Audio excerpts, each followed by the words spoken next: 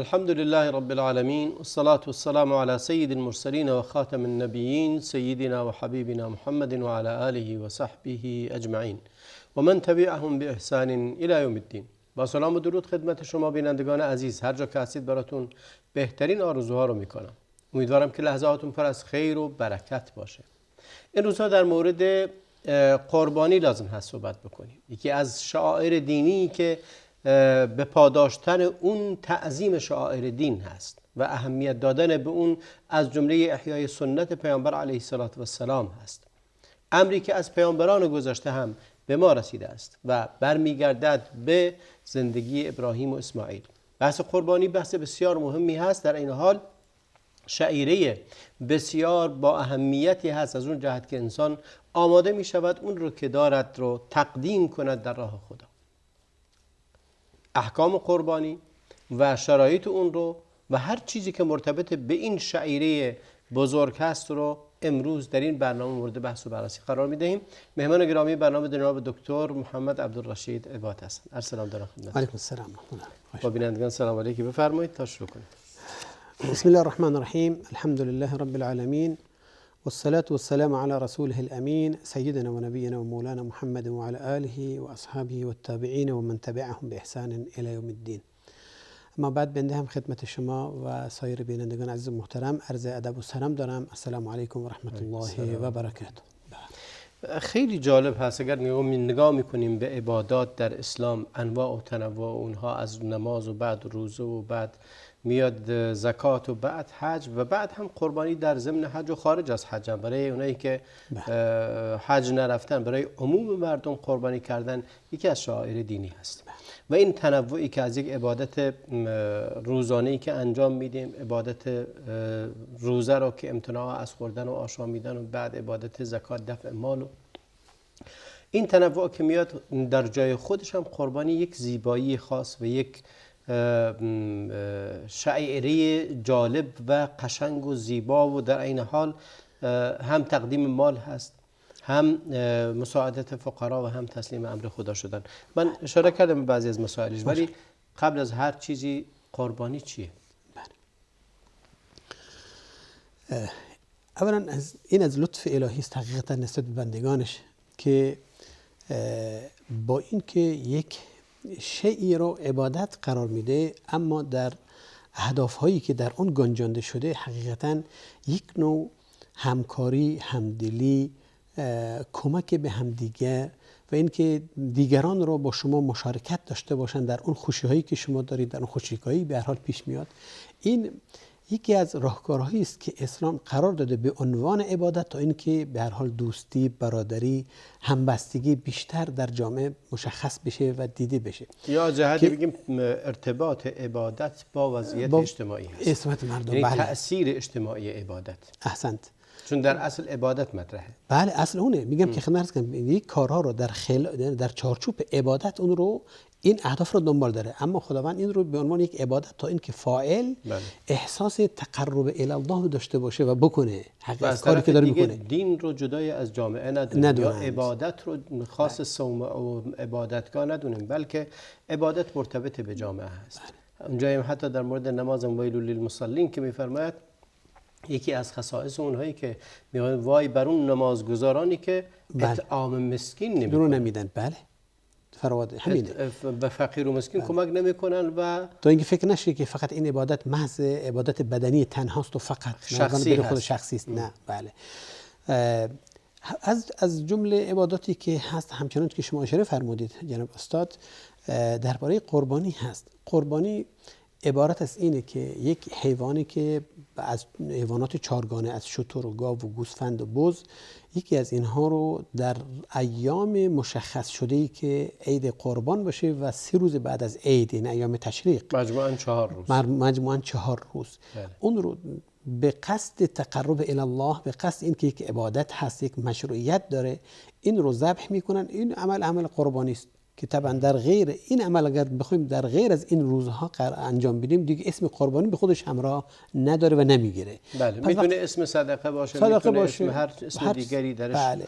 تعلق بگیره. ولی قربانی خاص این ایام، این ایامه مختص این ایام است. طبعا نیت همون فرد که این کار میکنه طبعا هدفش یعنی تقدیم قربانی است تا اینکه ثواب این عمل گیرش بیاد و طبعا مختص این ایامی که از این ایام چیه خارج فرد نمیتونه بگی که حالا من قربانی کردم نیتشو دارم قربانی اما میخوام بذارم برای جشن عروسی پسره به عنوان مثال یک ماه بعد از این دیگه قربانی بیش نمیگن. خب نمیگیم که ثواب نداره، صدقه همچنین که فرمودین، اما قربانی پس مختص این 4 روز هست از عید تا 3 روز بعد از عید. بله. مشروعیت این در قرآن و سنت چگونه بحث شده؟ بله این هست. ببین قرآن صراحتاً به این امر اشاره فرموده در همون سوره‌ای که معمولاً کوچکترین سوره هست و همه هم حفظ داریم، فصل لربک وانحر، نماز بخون برای خدا و قربانی بده. اینجا در لفظ در ظاهر لفظ حالا واجب هست، یعنی امر داره میکنه، امر دلالت بر وجوب میکنه که بعضی از علما و مذاهب اسلامی این رو دلالت از همینجا گرفتن که این واجب هست و واجب میشه. حالا هرچند که جمهور اون رو در حکمش که چنانچه میاد حکم اون سنت مؤکده، یعنی جمهور 90% علما بر این هستن که این واجب نیست، سنت مؤکده است، زیرا که دلایلی داره که من اراد ان یضحی در مذهب امام ابو حنیفه است که در همه ابو حنیفه واجب هست رحمه الله. البته بنا به اصولی که دارن فرض و واجب رو جدا میدونن البته که در خب واجبشون هم باز به معنی همون سنت مؤکده، همون سنت مؤکده است، اما اونم شرط گذاشتن. آثاری که برش مترتب میشه همون آثاری است که بر سنت مؤکده مترتبه. اونم برای شخصی شرط گذاشتن مقیم باشه، استطاعت داشته باشه، همون چیزایی که جمهور فقها میگن برای انجام دادنش و تشویق کردن ترغیب میکنن مردم برای انجام دادنش. حالا مقیم باشه، داشته باشه، استطاعت مالی داشته باشه، از این مسائل. کسی که نداشته باشه خب دیگه معذور هست. اینجاست که و رسول الله صلی الله علیه و خودشون قربانی کردن و همچنین اصحاب و دیگران و تا زمانی که برحال تا الان که و دین ادامه داره طبعا این شعائر وجود داره و این جز شعائر دین هست.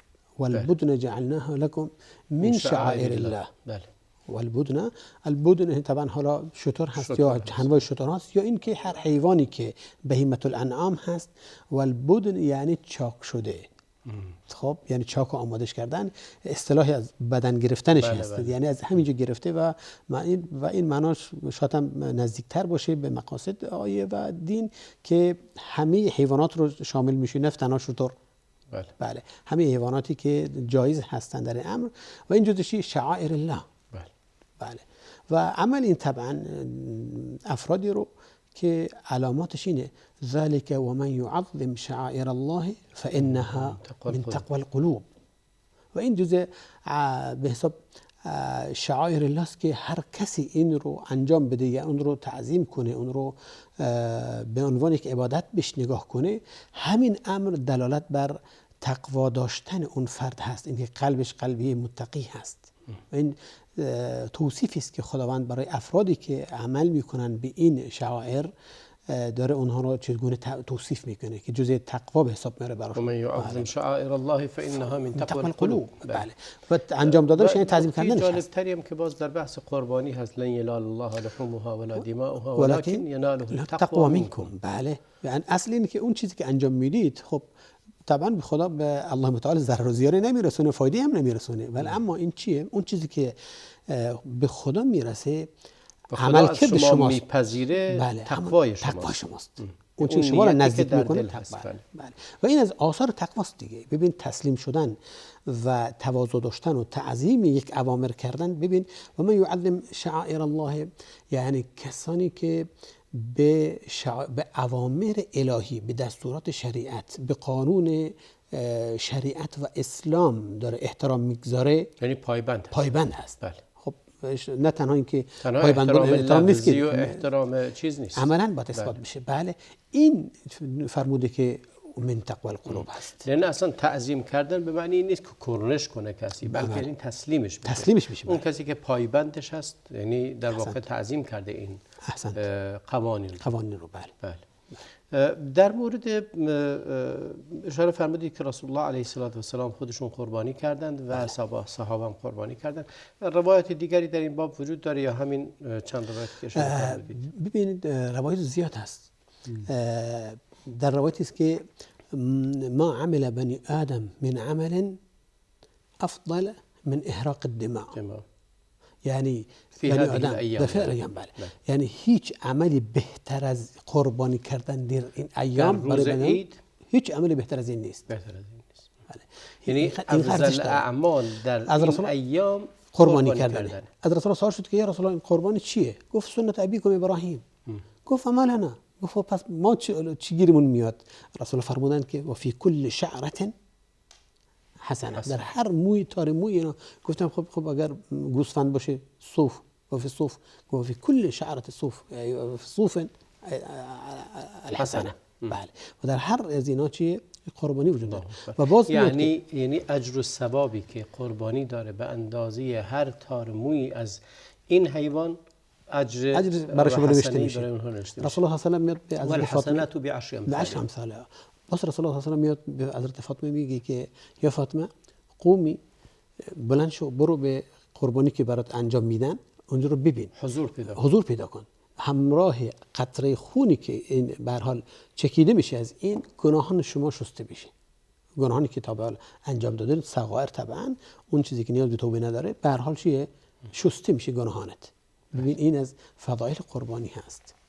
حالا بغض نظر از این که حالا بگم جزء حالا حکمت و اسرار این امر این که طبعا تسلیم شدن در برابر امر الهی است، اثبات عبودیت کردن و اینکه خود رو به بندگی نشان دادن. اولین حکمت و فلسفه قربانی مثل بقیه عبادات دیگه عبودیت اثبات عبودیت برای خداوند. بله. یعنی بعضیا میان این به جنبه رو شاید خیلی نادیده میگیرن و شروع میکنن به فلسفه بافی در بحث این که هدف کمک به فقرا هست و نه خیر، بلکه بزرگترین هدف اول و مقدسترین جزءش همون تسلیم شدن، یعنی اثبات عبودیت و بندگی کردنه. ببین به همین جاست که ببین فرق گذاشتن بین قربانی و بین عقیقه، فرق گذاشتن بین قربانی و بین صدقات. بین صدقات چرا؟ زیرا که منظور اینجا همون اثبات عبودیته. آیا ببینم همون هدف که ایشون میفرمایند که شما اشاره فرمودید الان از قول دیگران در همه این اعمال وجود داره. بله. در همون در صدقات عادی هم وجود داره، اما وقتی که در صدقات عادی میکنه داره انسان کل ذبیحه رو هدیه کنه بده به فقیر. بله. ولی در قربانی یک سومش رو میده، یک سوم خودش میخوره، یک سوم میده به همسایه‌ها، به هدیه بر کسی که دلش بخواد. بله کاملا درسته. پس احیای شعائر و تعظیم شعائر که همون اثبات عبودیت است و بندگی کردن به اثبات رسوندن بندگی است، اولین فلسفه است. بله. و این اصله. فانها من تقوى القلوب. بله. دیگه طبعا بقیه که دنبالش است دیگه، حالا کمک کردن و به شکر نعمت رو به جا آوردن و یذکر اسم الله علی ما رزقهم من بهیمة الانعام. بله. یک بله. یعنی بعضی فلسفه‌های دیگه گفتم می‌خواستم بپرسم ببینم به نظر شما این درست است که بعضی میگن که رونق دامداری و بعضی برای ما یکی از اهداف قربانی کردن اینه که بازار دام رو خیلی رونق بده، چون خرید و فروش زیاد میشه. حالا بعد از میان برنامه جواب از شما خواهم شد. بعد از میان برنامه بقیه مطلبی که مرتبط به احکام قربانی هست رو با هم صحبت خواهیم کرد.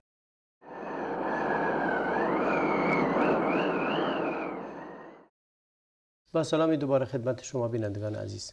در بخش اول صحبتمون پرداختیم به تعریف قربانی و بخشی از فلسفه های قربانی رو گفتیم. جناب دکتر بحث قربانی آیا میشه بعضی از برداشت‌ها رو گرچه صحیح هست در واقع مثل رونق یافتن بازار دام وقتی که ماه مثلا حج میرسه قیمت و یا خرید و فروش دام ها خیلی بیشتر شدت میشه پیدا میکنه. بله. ببینید احتمال این هست که در بسی از حالا دستورات شریعت اون چیزایی که در نظر گرفته فوایدی رو داشته باشه برای افرادی. حالا این نیست که هدف شریعت فقط این بوده باشه، اما این جزء اهداف عام هست و مانعی نداره که تضادی هم نداره. حتما هم هست. از این جهت که در مورد حج هم خدا گفت ابتغوا من فضل الله، من فضل الله در احکام حج یعنی اشکال نداره در حج.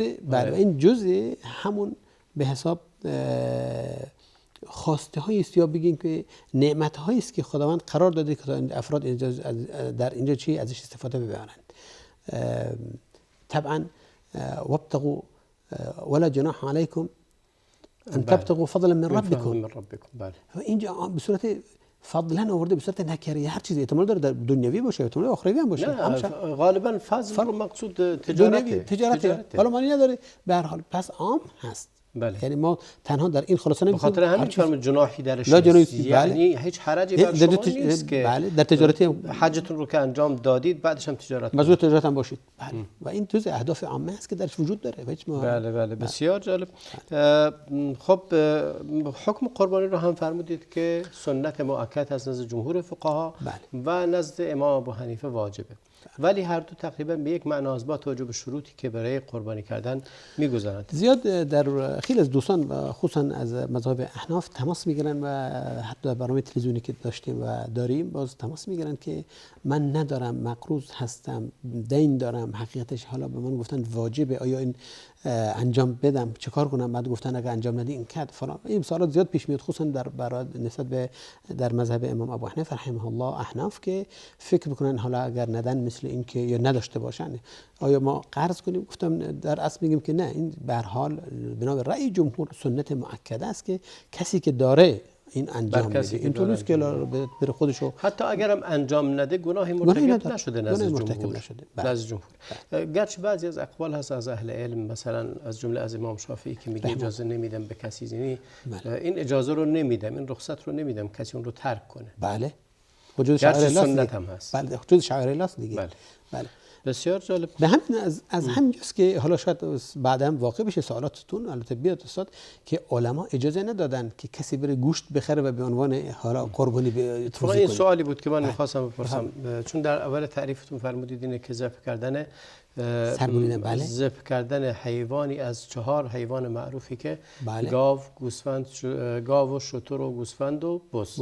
بله. که این 4 نوع هستند که مواشی به اسم مواشی مثلا یا دام نام برده میشه و از اینها باید باشه. بعد ذبح کردن اینها هست و خیلی سوال میکنن که من به جای این کار بکنم اگه با همون پول برم گوشت بخرم خواهد بیشتر میشه. و بیشتر میشه گوشت خرید با این و دیگه زحمت ذبح و زحمت این چیزاش هم نداره. چون بعضی از این چیزاش مثلا پوستش نمیدونم کله پاچش رو کمتر استفاده میشه، ولی اگه گوشت خالص بخرم استفاده فقیر بیشتره. بله. در این موضوع بنا چون که اشاره فرمودید در اصل اصطلاح تعریفی که آوردن این شرط یعنی این شرط آوردن ذکر شده، سر بریدن، ذبح کردن حیوان، یعنی این عمل رو این عبادت میرسونه، معنای این عبادت رو میرسونه، نه تقسیم کردن گوشت، نه تقسیم کردن قیمت اون حتی، یعنی که حالا کسی بیاد 2 برابر قیمت رو بخواد بده، اون جای خودش داره، اما جای قربانی رو میشه صدقه، اما جای قربانی رو نمیگیره، به اسم قربانی نمیشه تمام بشه و به اسم قربانی نمیشه معرفیش کرد اصلا.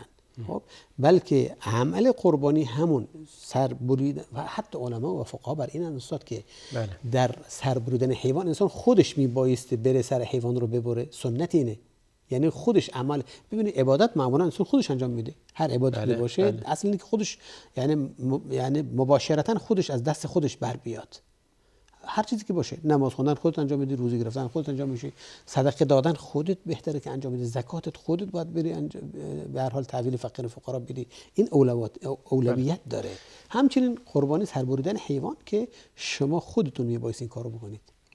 در مورد تعیین کردن خیلی مواقع خیلی جاها هست که آیا لازم هست که شخصی قبل از رسیدن روز عید قربانیش رو تعیین کنه، مثلا بگه این گوسفند رو بیاره 10 روز قبل، 1 ماه قبل یا هر مدتی بیاره این رو خلاصه داشته باشه، این رو به اسم قربانی خریده تعیینش کرده، یا اگه خودش دامداره یکی رو علامت گذاری کرده که میگه این قربانیه. آیا این سنت توصیه میشه یا توصیه نمیشه؟ عموما این وجود داره، اما این توصیه نمیشه که حتما اینطور باشه، اما نیت رو انسان میبایستی داشته باشه، خصوصا که نیت داشته باشه که من قربانی خواهم کرد، قربانی خواهم داد و این نیت رو داشته باشه. خب دیگه از همون روز ثواب براش نوشته میشه دیگه، براش هست که نیت داره، از فضای نیت. اما اینکه حیوان رو معین کنه معنی نداره. اگر حیوان رو معین کرد حالا یه شروط خاص خودشو داره، شاید چیزای دیگه هم دنبال داشته باشه. ببینید وقتی که انسان حیوانی رو معین کرد و مشخص کرد و علامت گذاری کرد، حالا یک طناب چیزی به گردنش انداخت، این جزء به هر حال یا رنگ زد به هر حال حنابندیش کرد به یک نحوی که مشخص بشه این حیوان جزء قربانی هست. حالا اگر این براش مشکلی پیش بیاد، عیب و عیوبی براش پیش بیاد، بعد از این معنی نداره، مقبول هست. اما اگر تعیین نکرده باشه، دامدارم که باشه، خب میخواد مثلا قربانی کنه اما نگفته کدوم حیوان معین نکرده، در اینجا حق نداره مریض رو انتخاب کنه، در اینجا حق نداره معیوب رو انتخاب کنه، حق نداره که یعنی اگر در صورت اول اگر حیوان رو تعیین کرد و این حیوان در وقتی که تعیین میکنه سالمه، بعد اگه دچار عارضه‌ای شد، مشکل ایجاد نمیکنه، میتونه همون حیوان اگه مریض شده باشه، اگر یکی از بدون صحابه یکی از بدون صحابه میاد در میبینه که در حال گروهی حیوانی دارن میخوان ذبحش کنن، گفتن مال قربانی هست، معیوب بود، چشمشون نمید، گفتی این قبل از تعیین کردنش و خرید کردنش این بوده یا بعد حادث شده؟ گفتن نه، وقتی که ما خریدی بودیمش برای قربانی گذاشتیم، اینو براش پیش اومد، پس ادامه بدید. چون وقتی که نیت کردید و این رو تعیین شده دیگه. قربانی. بسیار جالب. ما بپردازیم به شروط صحت یا شروط بر چه کسانی اصلا قربانی هست، حالا بگیم واجب یا سنت. اون کسانی که طبعا این عبادت رو انجام میدن همون شروط عامی شخصی که مکلف هست، یعنی مسلمان بودن و عاقل بودن و استطاعت داشتن و توان مالی به نسبت به این فردی که انجام میده و اینها در نظر گرفته شده.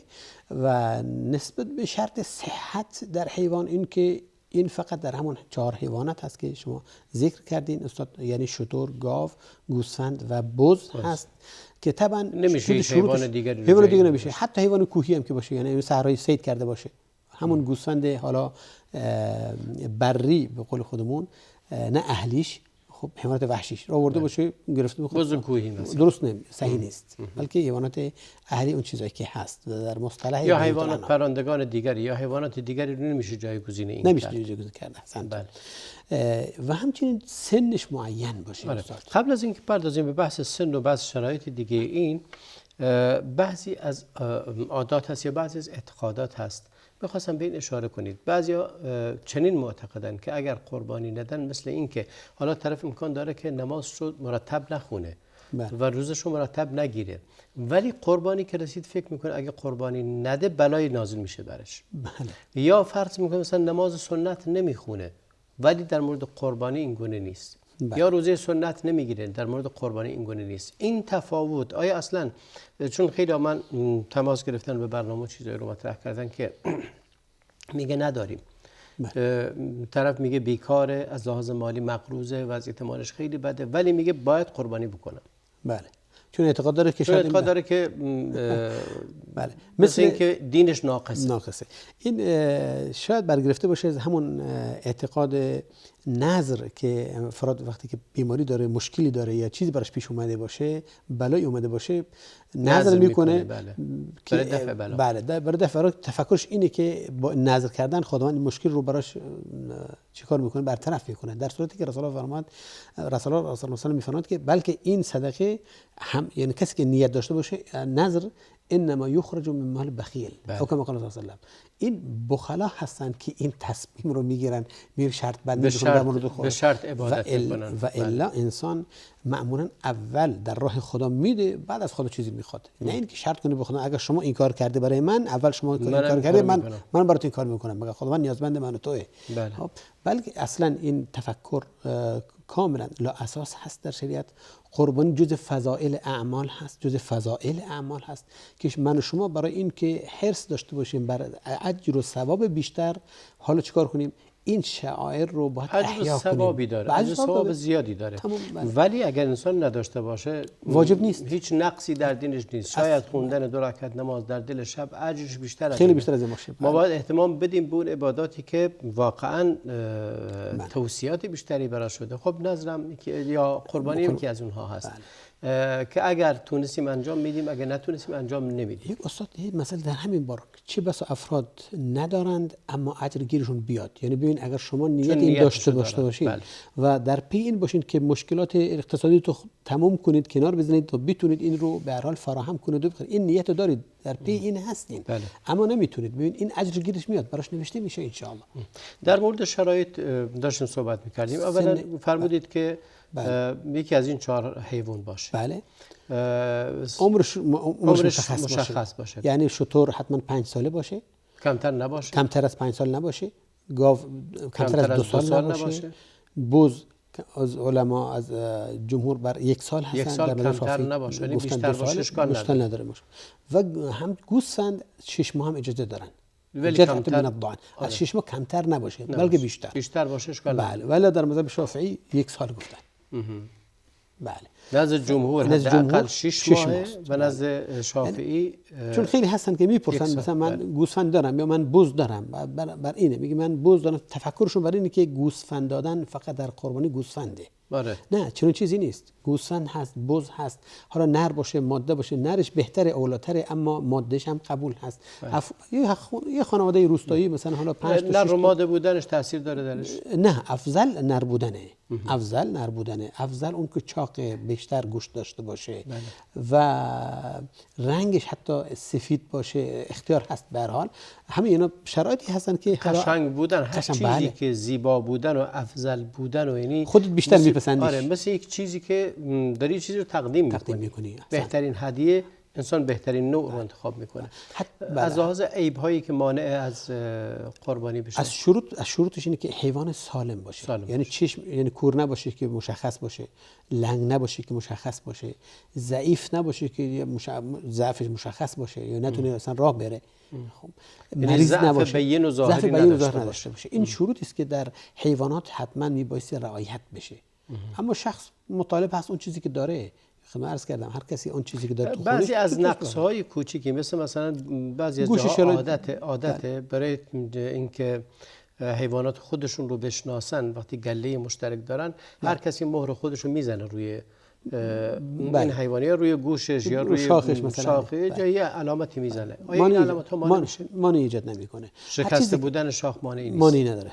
هر چیزی که تأثیر در کم کردن گوشت نداشته باشه مانعی نداره. مثلا جایزه حالا حیوانی که بخته شده باشه. در توصیف قربانی رسول الله علیه السلام فرمود اقرنین، مثل اینکه یه چیز یک فضیلته، یک برتریه. بله درسته. نر بودنش داره میرسونه. آره، اقرنین وقتی که هست یعنی کامل‌تره، هیچ عیبی درش نیست دیگه. حتی ظاهرش هم که هست، ظاهرش هم رعایت شده، گرچه نبودن شاخ تأثیر روی گوشت نداره. بله. ولی خب قشنگه. بله. میام برنامه میبینیم، برمیگردیم خدمت شما. بعد از میام برنامه بقیه صحبت‌ها رو از زبان دکتر میشنویم. با ما بمونید.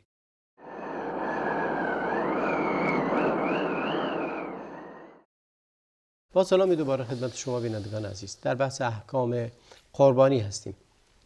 در مورد عیب‌هایی که مانع قربانی میشه صحبت کردیم و در مورد زمان قربانی هم اشاره بفرمایید. چنانچه خدمتتون عرض شد و در تعریف این عبادت ذکر کرده بودیم، گفتیم در زمان معین باشه. زمانش یعنی از روز عید شروع میشه، طلوع آفتاب. اما از بعد از نماز عید و خطبه، یعنی شرط این که زمانی که طلوع آفتاب بیاد بالاتر باشه به اندازه 2 خطبه و نماز که بخونند بعد از نماز حالا وقت شروع شده. تا زمانی که خونده نشده رسول الله صلی الله علیه و آله گذری کردن بر افرادی که از نماز میومدن و افرادی که قربانی میکردن، فرمودن که اگر شما بعد از که ما از مسجد خارج شدیم شما انجام دادید پس درسته، قربانیتون درسته. اما اگر قبل از اون کردید پس یک فقط شما گوشت فراهم کردید برای خانواده‌تون. یعنی این عبادت رو بدید عبادت نمیشه بهش نگاه کرد. حالا اگه ما بخوایم توصیف دقیق تری بدیم، چون بعضی جاها امکان داره اصلا نماز عید نباشه، خیلی از شهرها، خیلی از کشورها، خیلی از جاهایی که مسلمانان هستند شاید اصلا نماز عید به پا نمیشه به هر علتی. اونا چگونه حساب بکنن؟ بعد از ساعت هست، بعد از طلوع آفتاب نیم ساعت یا بگیم نیم ساعت بعد از نماز، بعد از طلوع آفتاب، بله نیم ساعت بعد طلوع آفتاب مانی نداره. چون نماز خونده یعنی بعد خطبه هم باشه، بعد نماز. بعد خطبه هم باشه. بله. بعد از خطبه باشه. بله. پس نیم ساعت این دیگه رسول الله میفرماد که نصلیه، اول نماز میخونیم بعد خارج، چون نماز قبل از خطبه است. بله. خطبه هم مکمل شه به هر حال. ثم نخرج، بعد این خروج لننحر، رسول میفرماد که اول نماز میخونیم، اولین کاری که انجام میدیم در روز عید نماز میخونیم، یعنی خطبه پشت سرش هست دیگه. بعد سپس خارج میشیم. خارج شدن یعنی بعد از خطبه است دیگه و قربانی شروع میکنیم. پس زمان قربانی خارج شدن مردم از مسجد هست. یعنی بگیم که حالا لازم نیست بعضی موقع یک افراد در بعضی از مناطق شاید طولانی هم باشه، نه اصلا چون حضور نماز سنت خودش که نیم ساعت و از طرف دیگه موندن برای خطبه هم به اختیاره، اختیاریه. بله. پیامبر فرمود هر کی میخواد بشینه، کی میخواد بره. بله اختیاری. بعد از این تقریبا نیم ساعت که بشه تموم شد، انسان میتونه شروع کنه. یعنی ما اینطوری حساب کنیم بعد طلوع آفتاب نیم ساعت صبر میکنن، بعد قربانیش رو ذبح میکنن. بله. و این وقت بدایتش هست. آیا در شب انجام میشه یا نمیشه؟ بله در شب هم، در جمهور بر این هستن که شب هم جایز هست. دیگه که گفتیم ایام تشریق وقتی گفتن یعنی چی؟ یعنی 3 شبانه روز دیگه. بله. همچنان که عبادت مناست دیگه، شب و روز اونجا هستن دیگه. و این ادامه پیدا میکنه تا روز سوم بعد از عید، یعنی روز عید و روز 3 روز بعد از اون، روز 13 ماه ذوالحج. یعنی روز دهم که روز عید هست بعد از نماز عید یا بعد طلوع آفتاب به نیم ساعت شروع میشه. روز 11 12 و 13 بله. وقت ذبح قربانی. کسی روز اول نتونست چه شب انجام بدی چه روز انجام بدی جایزه معنی نداره. هرچند که بعضی از در روز بودنش حال به هر حال اتفاق وجود داره، در شبش قیل قال است، اما راه راجح اینه که جایز است و این ایام عید و ایام اکل و شرب هست دیگه، ایام عید هست دیگه. بله. اون وقت آیا خاص کسی مثال از چون سوال زیاد شده، آیا زنان میتونن قربانی رو انجام بدن خودشون؟ زنان هم میتونن کار انجام بدن، این ممنوعیتی نداره، هیچ ممنوعیتی نداره، این هم میتونن انجام بدن. بعضی میگن که حالا بهتره که توکیل کنن، اما هیچ مانعی وجود نداره، هیچ دلیل وجود نداره اصلا. اینه که زنان هم میتونن این کار انجام بدن و درست هم هست. بله قبول هست، درسته. خودشون انجام بدن، هیچ ایراد و اشکالی هم درش نیست. اجرت گرفتن برای یعنی در واقع از بخشی از گوشت رو یا پوست رو یا کله پاچش رو یا هر چی از قربانی رو به عنوان اجرت به کسی بدیم ذبح کنه جایزه؟ به هیچ عنوان جایز نیست. زیرا که ببینید این مال من و شما نیست که درش تدخل کنیم. اون وقتی که اصل اینه که انسان خودش قربانی، این ببینید شما حیوانی رو احسنتم یک حیوان کامل رو به عنوان قربانی معرفی شده، تقدیم شده، درسته؟ وظیفه منه که اون رو ذبح کنم، سر ببرم. حالا من به جای خودم کسی رو آوردم، متحمل هزینه اون فرد که این کار رو انجام میده من هستم که باید بشم، نه دیگران. این که مال مردم شده دیگه، مال شما نیست، مال شماست. بله سهمش رو تقسیم کردین، گوشتش مال خودت آوردین خونه، از مال خودت میخواد بهش بدین به عنوان هدیه، فقیر است، معنی نداره. اما به عنوان این که دستمزد حتما میباید حقش، آقا این که یا خودش میکنه تشویقیه یا این که خودتون حقش میدید. اما از این حیوان حق خودتو برداری و بعد بخوام تقسیم کنم وجود نداره. به عبارت دیگری نمیشه از قربانی چیزی رو فروخت یا تبدیل به پول کرد. ممنون، احسنت. چه به عنوان دستمزد بدی به کسی که ذبح کرده و قربانی رو انجام داده، یا بدی به راننده‌ای که اون رو آورده تا دم خونتون، یا هر چیزی دیگری. و بعضیا شرط نمیشه شرط کنی با اونی که ذبح میکنه یا با اونی که زحمت نقل و انتقالش رو میکشه بخشی از این رو بدیم، وعده این رو بهش بدی خب من کله‌شو میدم به شما، اون گوسفندو برام بیار، یا پوستشو میدم به شما اینو ذبح کن. به هیچ وجه جایز نیست. این صحیح نیست. بسیار جالب. البته این تصور نشه که هر کسی ذبح این رو بر عهده داشت دیگه جایز نیست که گوشت رو برداره. اینم نیست آقا. اینا باید اصلاح به عنوان دستمزد نباید به عنوان دستمزد نباید باشه. احسنت. بله شد فقیرم هست بیچاره، حالا دیگه نه تا فقیر هم نیست، آشناست، چون قربانی رو میشه به آشنا. بله میشه هدیه داد. احسنت، هر چی میخواد باشه. خب پس اینطور نیست که دیگه براش حرام شده چون خودش ذبح کرده، نه چنین چیزی نیست. این تصور باید اصلاح بشه. پس به عنوان دستمزد که فرمودید، به عنوان اجره عملش نمیشه که حالا شما چیزی که از جیب باید بدید تا بخواید از اون بردارید بدید. در مورد اگه انسان خودش ذبح کنه فضیلتی داره یا اینکه اشکال نداره به هر کسی بده؟ نه اشکال نداره، اما گفتیم که چون عبادت انسان خود شخصا انجام بده اولاتره. اگه بلد باشه اگه ذبح بلد کنه، باشه. اگه میتونه ذبح کنه. بعضیا استطاعتشو ندارن، دل و جرأتشو ندارن که انجام بدن. در نتیجه بهتره بدن به کسی دیگه، نکنه از ناشیگریشون حیوان رو مردار کنن. بله شاید اذیت بشه حیوان و اما حضور خودشون اینو میطلبه، اولاتره که خودش در وقت حضور ذبح حضور داشته باشه. ولی امروز خب این رو در کشتارگاه ها انجام میدن. شاید بعضی وقتا مثلا اجازه نمیدن کسی بره داخل. افرادو میبرن یعنی که تحویل میدن، ولی به هر حال مانی نداره. اینطوری که حالا واجب کم شده، نه خودش حضور داشته باشه، نیتش خودش داشته باشه. به هر حال اینا جزء حالا این مراسم هست بگیم. جالب خیلی خوب. در مورد شراکت چند نفر میتونن شریک بشن در این قربانی؟ قربانی که ذکر شد اون حیوانات چهارگونه، ما این حیوانات رو به دو دسته، حیوانات بزرگ مثل شتر و گاو هستن و گوسفند و بز. گوسفند و بز که معمولا شراکت نداره دیگه، هر گوسفندی یا هر بزی برای یه نفره. بله. برای خانواده. حالا وقتی که میگیم یه نفر، حالا بذار این که فرمودید که هر کسی برای یه نفره. بله. تعداد افراد خانواده‌ای که 7 نفرن باید 7 تا گوسفند ذبح کنن؟ همین خواستم بگم. منظور از مشارکت شما این که ما 7 خانواده شریک بشیم در یک چیزی، یا این که اون چیز دیگر، یا این که اون چیزی که خواستم بگم همونه، بنده خواستم عرض کنم همون. اما این که یک خانواده، پدر خانواده میخواد حالا خودش و فرزندانش و خانواده‌اش رو شریک کنه دیگه، خب مانی نداره. این طبیعیه. آیا لزوم داره که یا ولی و سرپرست خانواده لزوم داره که در نیت بگه این برای خودم و خانوادم و بچه‌هام و فلان، یا فقط نیت کنه که این قربانی انجام میده؟ نیت داشته باشه کافیه. نیتش داشته باشه کافیه. حتی بعضی از علما گفتن تلفظش هم سنت هذا من محمد و آل محمد کما کان صلی الله علیه و سلم. گفتنش از این جهت گفتن سنت مستحبه. اما نیت قلبی داشته باشه خوش کفایت میکنه. ولی لازم نیست که حالا به تک تکشون بگه من برای شما کردم، برای شما انجام دادم. نه، خودش نیت اجر خانواده. یک قربانی که عبارت از یک گوسفند یا یک بز هست برای یک خانواده کامل کافیه. زنده ها و مرده هاشون. بله، میرسه ثوابش به همه میرسه، جزء صدقات است.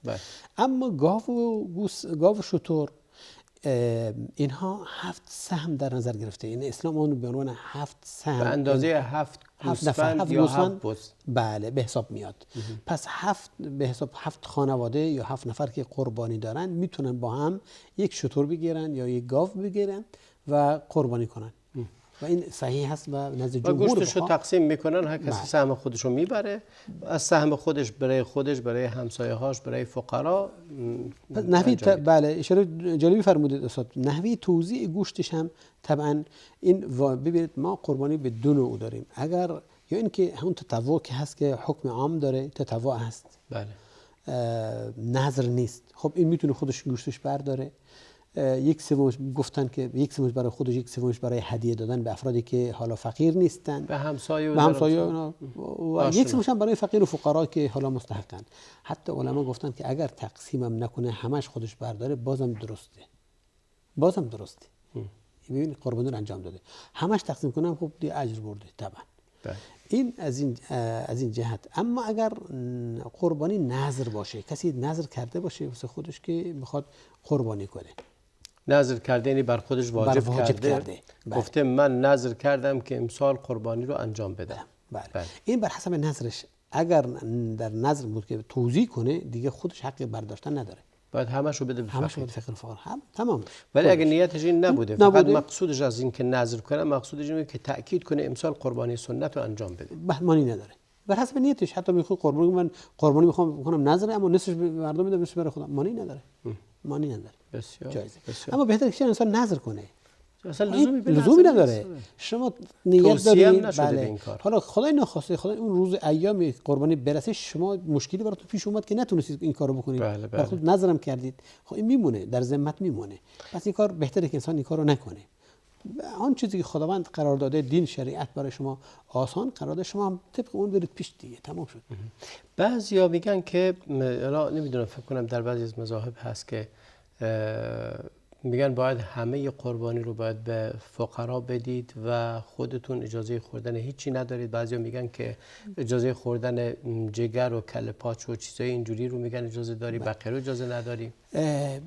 یک سنت در اولا، بله، بعضی از علما بر این هستن که وقتی در توضیح میاد میگن که قربانی یعنی تقدیم کردن به دیگران، شما شخصا حق ندارید. حتی قول در مقابل قول جمهوره، حتی قول شاذ گفتن، یعنی قول یکی از به هر حال از علما و حالا چند نفرم چیز کردن، اما قولی است که در مقابل قول جمهور قرار گرفته و قول دیگری هم که گفتن اصلا سنت بر داره. ببینید این که قربانی گوشتش شما حق دارید یا حق ندارید، اصلا جمهور بر این هستن که این تطوع هست و سنته و شما هیچ قید و بندی ندارید، میتونید نصفش بردارید، میتونید ثلثش بردارید، میتونید بیشتر بردارید، معنی نداره. اما بعضی از مذاهب ها که واجب میدونن که انجام بده، بله، بعضی گفتن اصلا حق ادخار ندارید، حق خوردن دارید.